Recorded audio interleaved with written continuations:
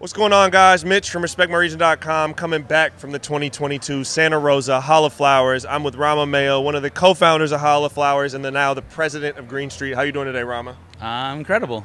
Awesome, man. What is it like? You know, I know you were joking earlier, like I'm not as involved with Hall of Flowers these days, but this was, you were a part of the inception. This was a baby of yours at one point. What is it like coming here in 2022 and seeing the evolution of something you had a hand in? It's super humbling.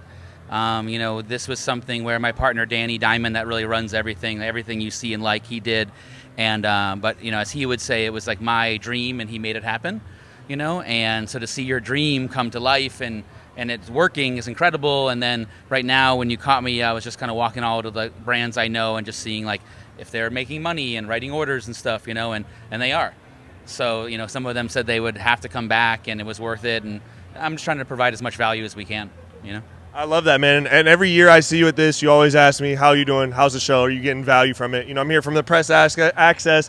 I'm going to make value however I do it, but I just appreciate the fact that it's even still thinking, like checking in with everyone. Are you getting value? I think that's integral and a big part of your guys' success. And what are some of those things outside of that you think that have contributed to Hall of Flowers' success within the California market and the greater cannabis industry as a whole? I mean, the brands, right? We can do everything. Danny can build the best thing of all time, which he does, but without the crowd and the brand showing up to complete the event, you know what I mean? It's not a one-sided thing like you guys and everyone here. This is the event. The community is the event, So I think just seeing that happen, that's the most exciting part of it for me, I love that. And obviously as a visionary, you were part of this, grew not away from it, but to new things. And now Green Street's really turning into a beast, man. You guys had the festival this year. The building is crazy. It's like, honestly, for the cannabis to be legal, to have trade shows, but then have like a fucking building in downtown LA dedicated to weed is crazy. So what was it like with that vision, and what is it like having that vision, and what did it take to kind of bring that to life?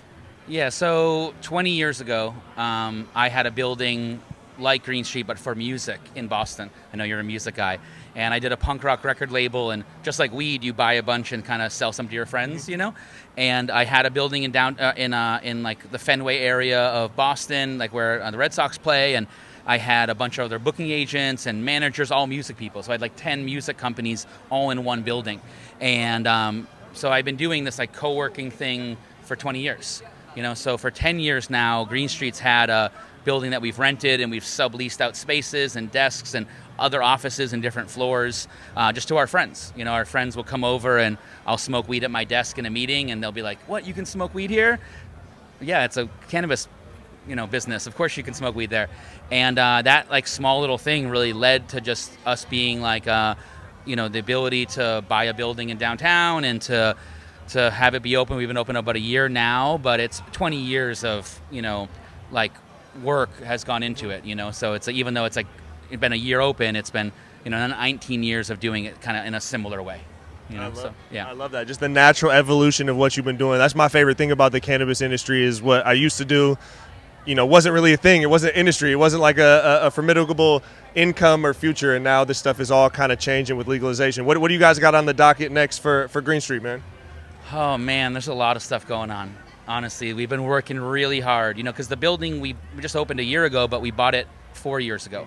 So there'll be more buildings, others in the state and other cities. I've been traveling a lot, checking out these other cities, and the goal for sure is to do that.